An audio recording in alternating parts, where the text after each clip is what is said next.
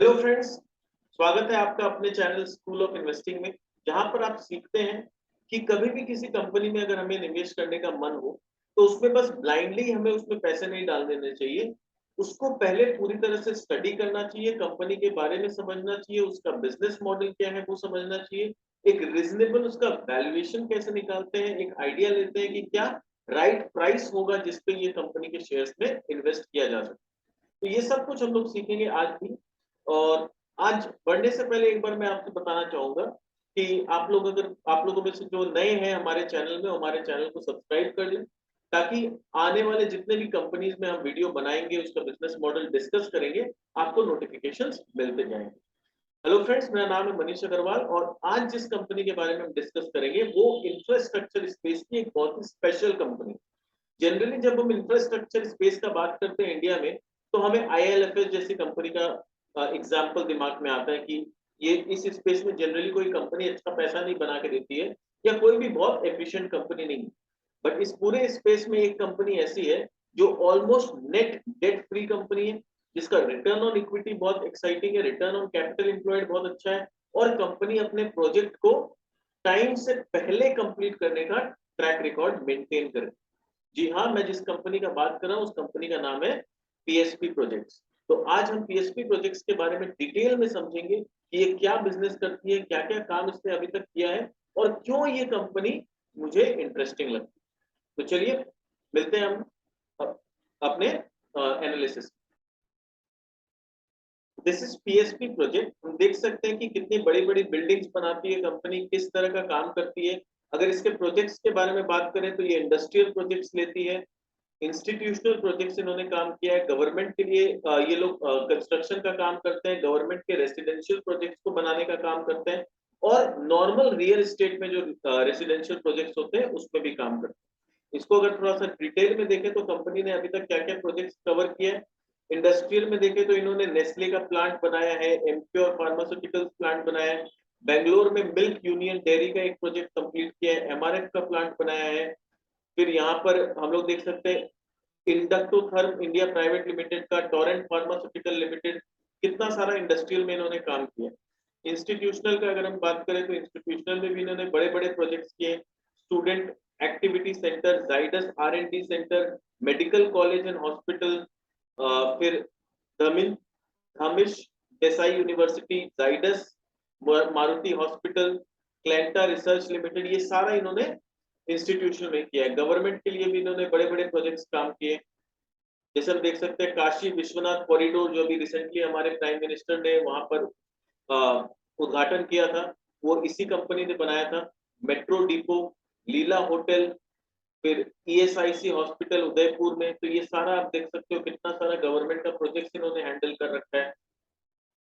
Government के residential projects का बात करें तो इन्होंने सीएचबी नारायणपुर, हाथी जन प्रोजेक्ट, ये सारा इन्होंने गवर्नमेंट रेसिडेंशियल प्रोजेक्ट्स किया, और प्राइवेट रेसिडेंशियल के लिए भी ये लोग प्रोजेक्ट कर चुके हैं। आयरिश, धनिटर pride, make money, Venus parkland, तो बहुत सारा अच्छा अच्छा प्रोजेक्ट्स इन्होंने अभी तक कंप्लीट किया है।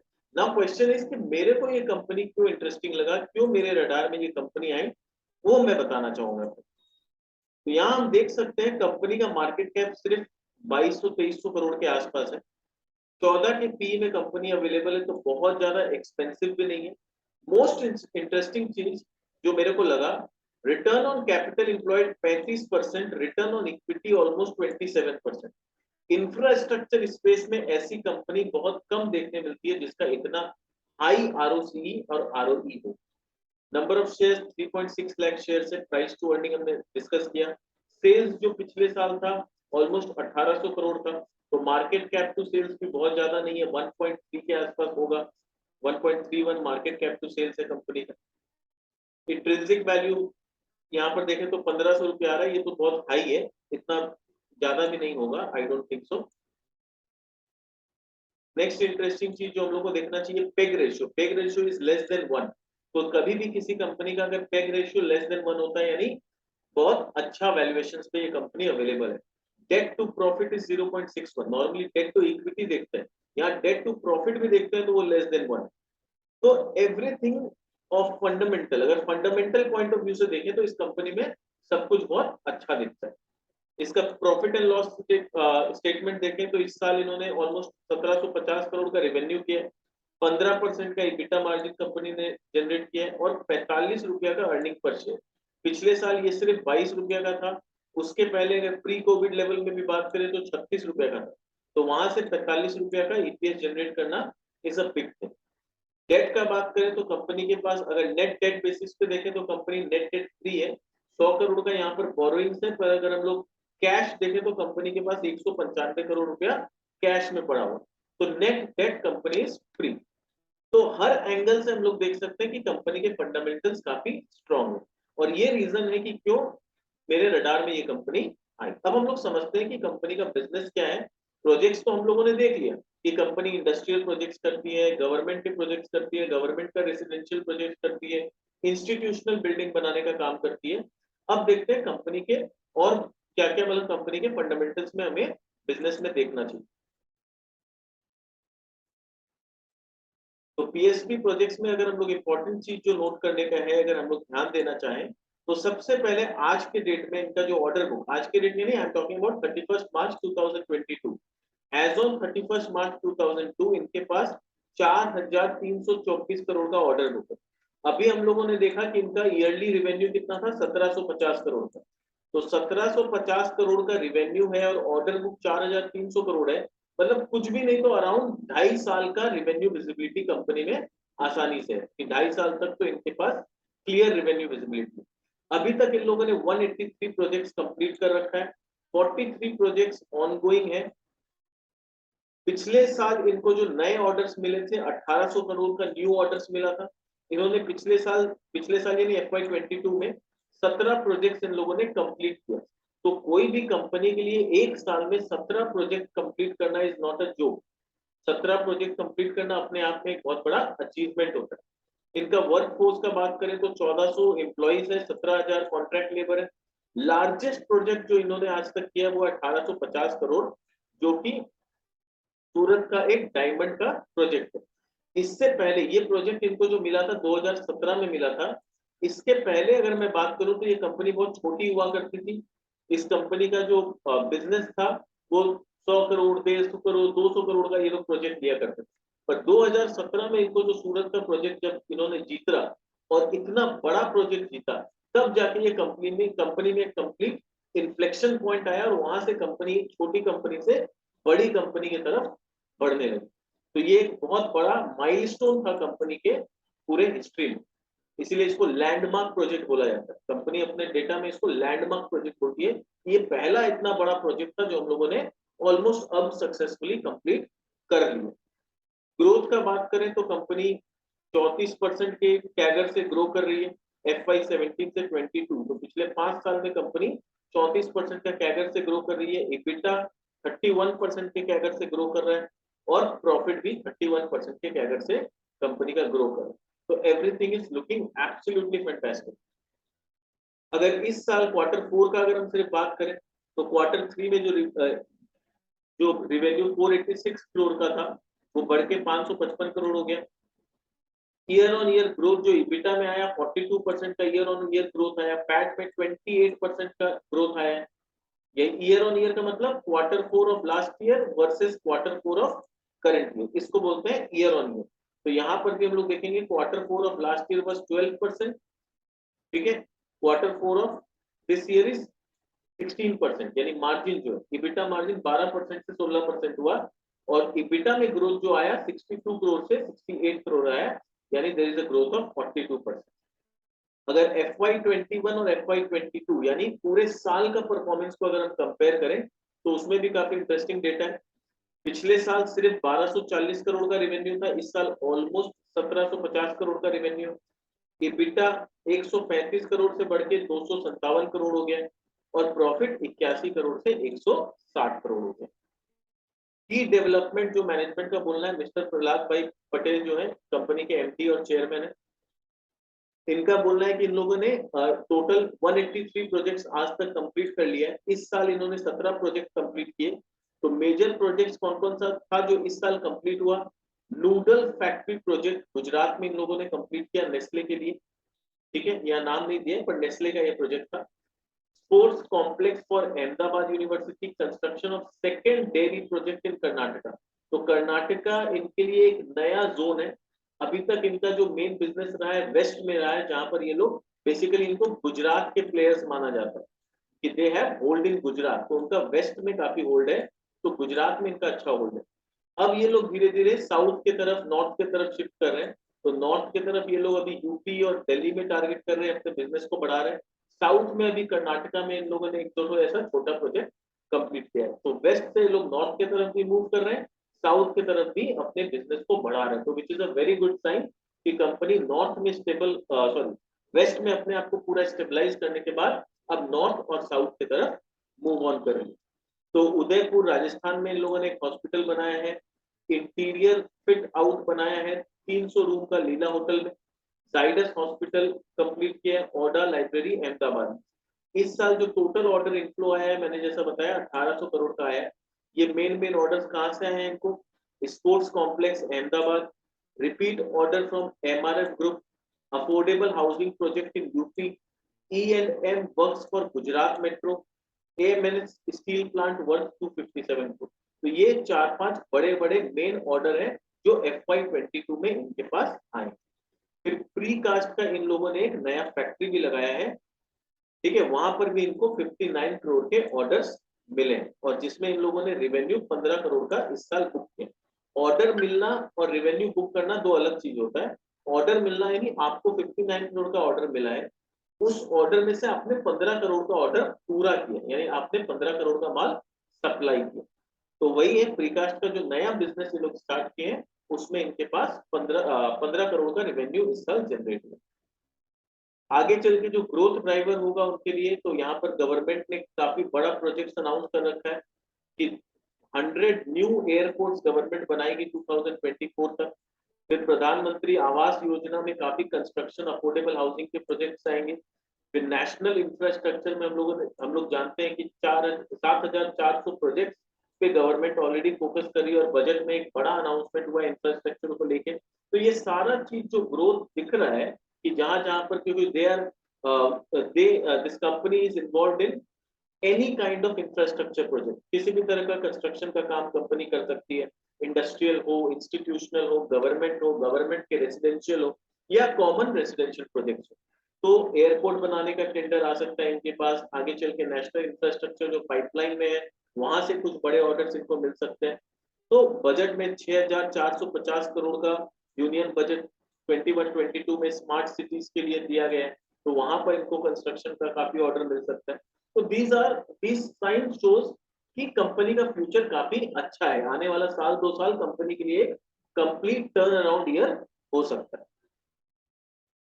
और ये लोग अपने वैल्यू चेन में काफी मूव अप कर रहे हैं। वैल्यू चेन मतलब धीरे धीरे इनके पास ऐसे प्रोजेक्ट्स आ रहे हैं जिसमें इनका मार्जिन इंप्रूव होगा, जिसका टिकट साइज बहुत बड़ा होगा।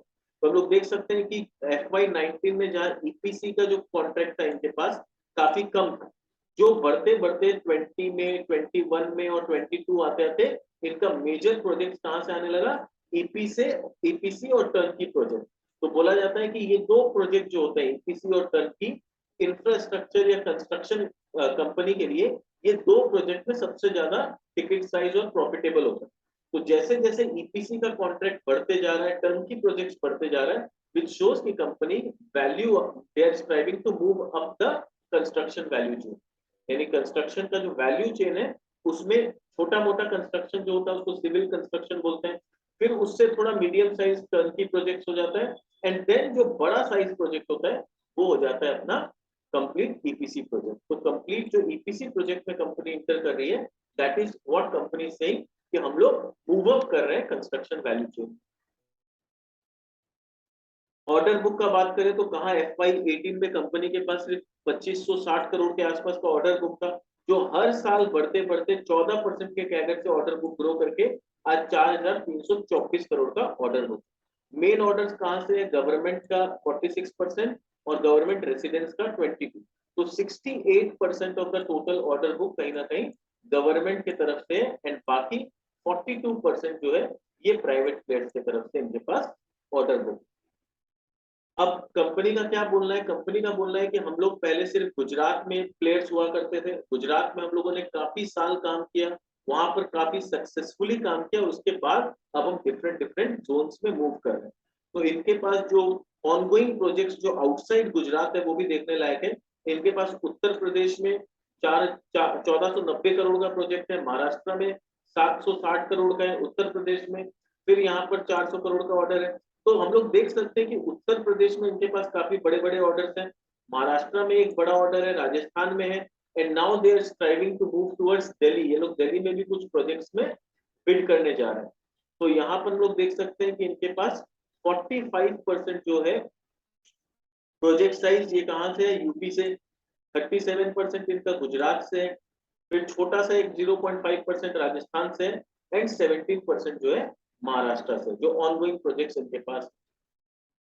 इनका अगर क्लाइंट बेस का बात करें तो इनके पास बड़े बड़े क्लाइंट्स हैं, अदानी के लिए ये काम कर चुके हैं, जाइडस के कैडिला के लिए, रिलायंस के लिए, तो सब बड़े बड़े, अगर हम लोग देखें तो इंडिया के बड़े बड़े इंडस्ट्रियलिस्ट के लिए लोग काम कर चुके हैं। और जो इनका सबसे बड़ा और लैंडमार्क प्रोजेक्ट जिसको बोलते हैं, that is Surat diamond bourse. ये सबसे पहला ऑर्डर था जो इनको बड़ा ऑर्डर मिला था, जिसको ये लोग ऑलमोस्ट अब कंप्लीट करने जा रहे हैं। कितना, 1850 करोड़ के प्रोजेक्ट का, मतलब ये 1850 करोड़ का ऑर्डर है। तो यहाँ पर इंटरेस्टिंग चीज नोट करने का है, PPL will enter the big league of handling prestigious project up to 2500 crore. अब इसको समझते हैं कि इसका एडवांटेज क्या है। लेकिन पहले कंपनी छोटा मोटा ऑर्डर्स लिया करती थी, एग्जीक्यूट किया करती थी। सबसे बड़ा ऑर्डर इनको जो मिला सूरत डायमंड बेस का मिला 1850 करोड़ से। अब क्या है, एक बहुत बड़ा प्रोजेक्ट आने वाला है दिल्ली में, जिसको हम लोग सेंट्रल विस्टा के नाम से जानते हैं। तो सेंट्रल विस्टा का प्रोजेक्ट बहुत बड़ा होने वाला है। उसमें अगर कंपनी को बिड करना है तो उनको सर्टिफिकेट चाहिए कि उन्होंने इस तरह का बड़ा प्रोजेक्ट सक्सेसफुली पहले कभी किसी और कंपनी के लिए कंप्लीट किया है, एग्जीक्यूट किया है। तो इतने दिन वो लोग बिड नहीं कर पा रहे थे सेंट्रल विस्टा के प्रोजेक्ट में, क्योंकि इतना बड़ा ऑर्डर इन्होंने अभी तक कभी एग्जीक्यूट किया नहीं था। अब जब एसडीबी का पूरा ये लोग ऑलमोस्ट कंप्लीट कर चुके हैं, एसडीबी से इनको ऑलमोस्ट सर्टिफिकेट पूरा मिल चुका है, अब ये लोग सेंट्रल विस्टा के बिडिंग में पार्ट ले सकते हैं। तो वहां पर 2500 करोड़ तक का प्रोजेक्ट ये लोग बिड कर सकते हैं। तो which is a very good sign कि कंपनी अब इस बड़े प्रोजेक्ट में बिड करने के लिए अवेलेबल है। अवेलेबल तो पहले भी थी, यानी अब वो लोग इस इतने केपेबल है, या वो लोग क्वालिफाइड है, टू बी बेटर टर्म, क्या वो लोग क्वालिफाइड है कि वो लोग इस तरह का बड़ा प्रोजेक्ट में एंटर कर सके या बिड कर सके।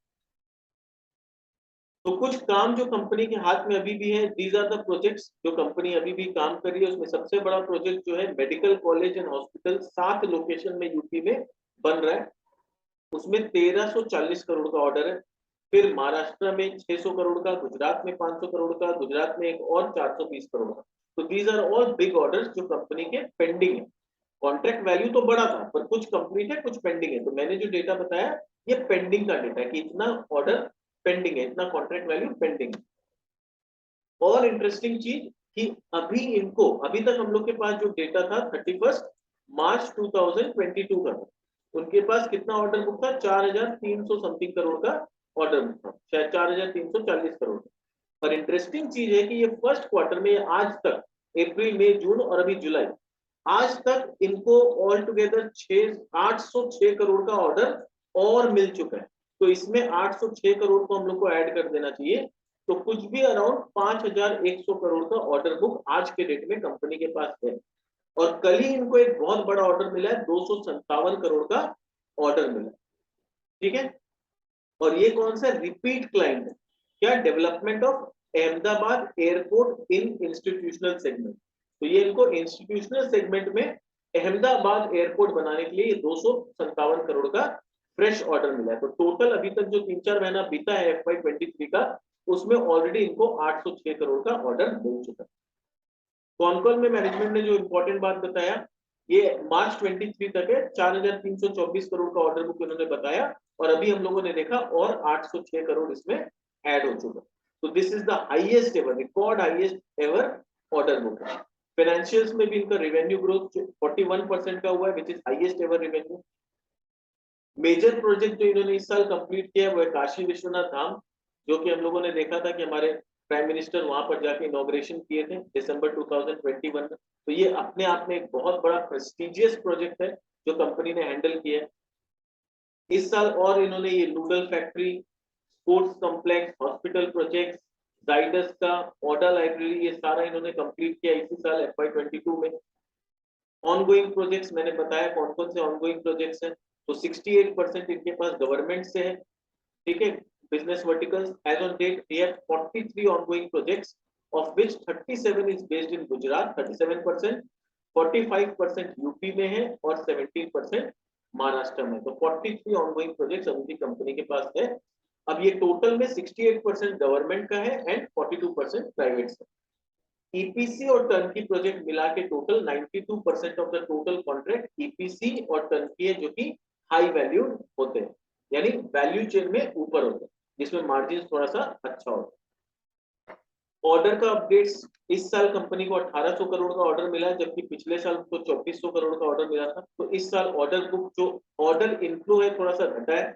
मैनेजमेंट का बोलना है कि there was a delay in awarding many of the projects, corona और ये सब को लेके थोड़ा डिले हो गया था, इसलिए ऑर्डर बुक कम दिख रहा है। आगे का जो पाइपलाइन है 4500 करोड़ लगभग बिडिंग पाइपलाइन है, यानी 4500 करोड़ का ऐसा प्रोजेक्ट है जहां पर ये कंपनी रिसेंट आगे चल के बिड करने वाली है। और मैनेजमेंट को पूरा भरोसा है कि पिछले साल 1800 करोड़ का जो ऑर्डर इनफ्लो आया था, इस साल ये ऑर्डर इनफ्लो 20 से 25% ग्रो करेगा। तो ऑर्डर इनफ्लो अगर यहाँ पर 1800 करोड़ से 20 से 25% ग्रो करता है, तो करीब करीब 2200 से 2300 करोड़ का नया फ्रेश ऑर्डर कंपनी एक्सपेक्ट करेगी। The bid pipeline was, as I told you, is there are few projects on private sector. 52% private sector में बिडिंग है एंड गवर्नमेंट में 48%, जो यानी ये लोग बोल रहे हैं जो नया पाइपलाइन में ऑर्डर्स हमारे पास है 52% ऑफ द ऑर्डर पाइपलाइन जो आने वाला है वो प्राइवेट सेक्टर से आने वाला है, 48% हम लोग का गवर्नमेंट साइड से आने वाला है। और उसमें भी इन्होंने अच्छा से ब्रेकअप दिया है कि 22% प्रोजेक्ट जो है वो दिल्ली से आएगा, दिल्ली में पाइपलाइन है।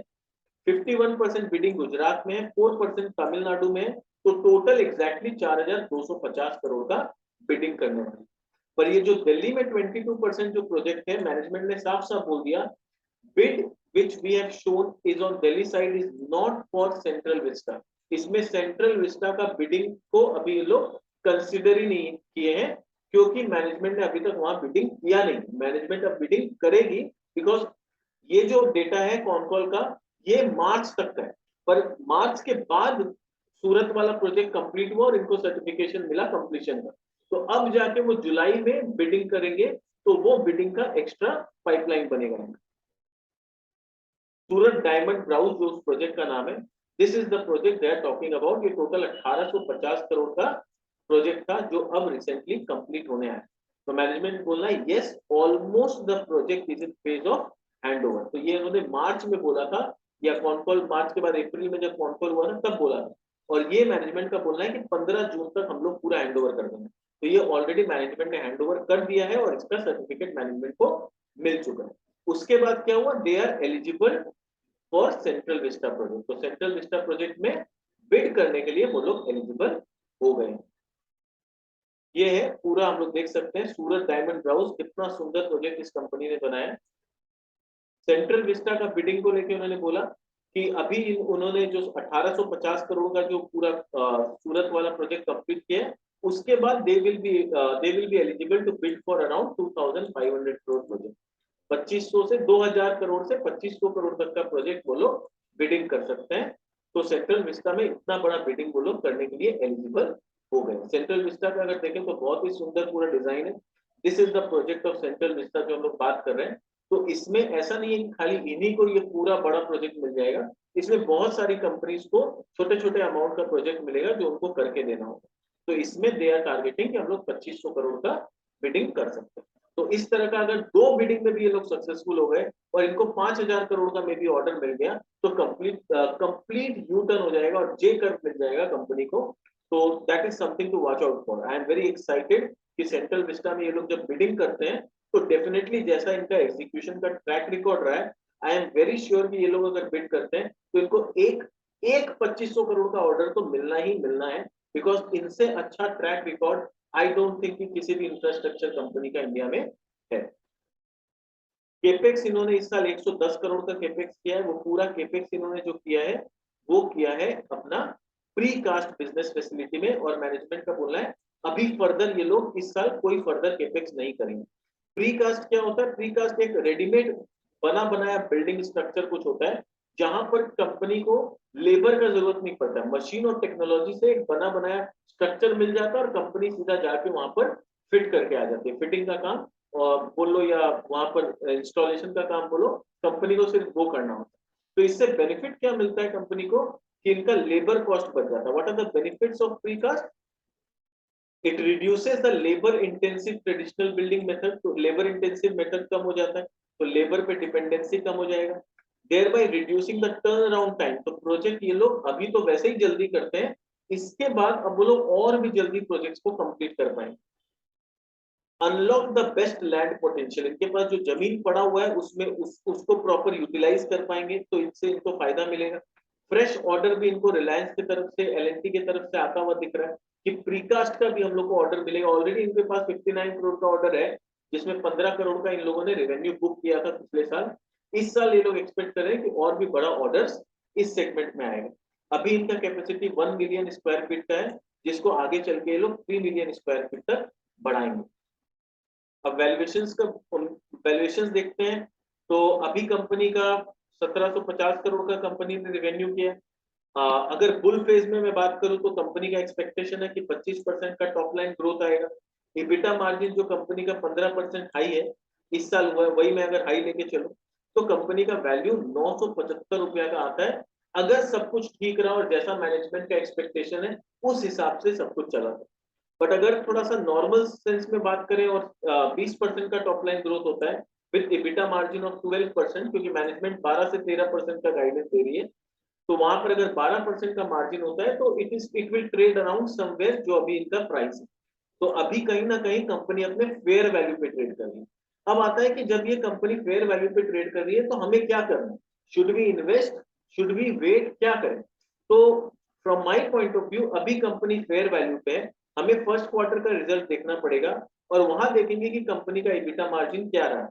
दूसरा चीज जो हम लोग देखेंगे, सेंट्रल विस्टा प्रोजेक्ट का हम लोग न्यूज में ट्रैक करेंगे कि वहां पर कंपनी क्या बिडिंग कर रही है, वहां से कंपनी को कितना ऑर्डर आ रहा है।